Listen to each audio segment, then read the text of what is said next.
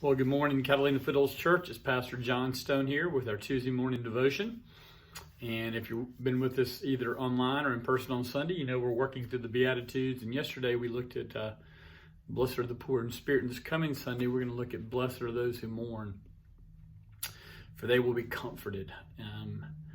These are, as I said, very beautiful and yet very heavy and very hard things that Jesus calls to us. Having asked us to admit that we're poor, that we need to receive a gift from God because we're sinful, we're poor in spirit.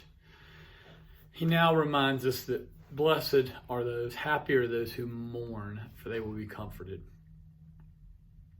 So many of you watching this, and probably all of us, have many, many occasions to mourn. We've experienced cancer and death and divorce and abuse. We also can see that culturally, in the times that we live in, people are not really okay. A pandemic has frightened people, has made people fearful, has made people tense. And so the idea that we should mourn is not foreign to us, but it is something that Jesus wants to see being built into us. He says, blessed are those who mourn, for they will be comforted. And in part, at least one of the reasons he says this is because of what he did say before, which is blessed are those who are poor in spirit. Those who agree with God about their condition, agree with God about who they are, that they're sinners, will rightly begin to mourn for who they are. They will mourn because they know that in some ways, as they come into the relationships they have in the world, the relationship they have with their families, with the people they love most deeply, their spouses and friends, the work they do, that what they bring to that in part, not in whole, what they bring to that is sinfulness. And the honest Christian, and the Beatitudes are trying to get down into the deepest part of us, the honest Christian sees that sin and how it impacts the people around them, impacts the people they love the most, impacts the world that they're in. And rather than blaming others like the Pharisee does, they really mourn for themselves. As we thought about yesterday in one of the scriptures, the tax collector in the New Testament who's praying alongside the Pharisees stood off and would not even look to heaven but bowed his head because he knew that he was a sinner. He was mourning for who he was. He was mourning that Christ did have to die for him. He was mourning that he needed to cry out for the mercy. He was mourning for who he was, but not simply in a narcissistic way. He was mourning because he knew that he brought damage to all the things he or she was involved with. And so there's mourning. But clearly, the call to mourning is also a call to recognize that the world is not what it should be. And while we can take the promises of God and the power of the Holy Spirit and the truth of his word, the beauty of the gospel and the church, and go forward with the message of the gospel, with the message of redemption, and hope to change the world, we're called to mourn because we recognize that the world is not what it should be.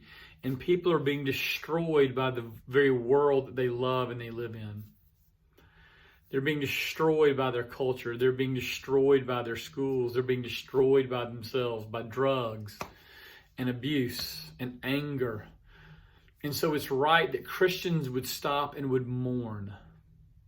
Mourn over what sin is doing to the world. As C.S. Lewis reminds me, we're living in the shadowlands. And C.S. Lewis was saying that the world we live in, what we see and experience, are but a shadow of what the reality will be when Christ comes a second time and restores the world to what he meant.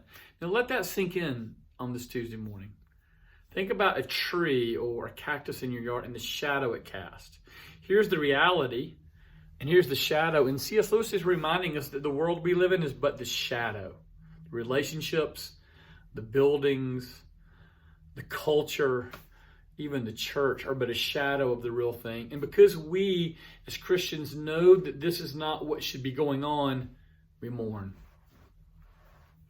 You know, it's easy for Christians to say God is sovereign or God is in control, therefore don't mourn. But it's interesting, Jesus says, blessed are those who mourn.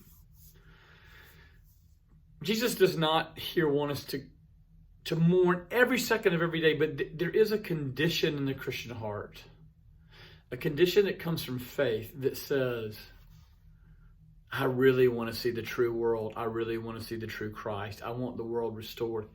And so we mourn. And here's the promise. If we mourn, we will be comforted.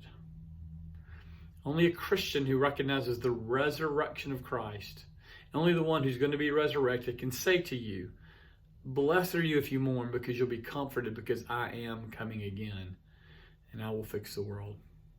Great to be with you this morning. Have a great week. Look forward to seeing you soon, whether it be in person or online or around town. Have a great day.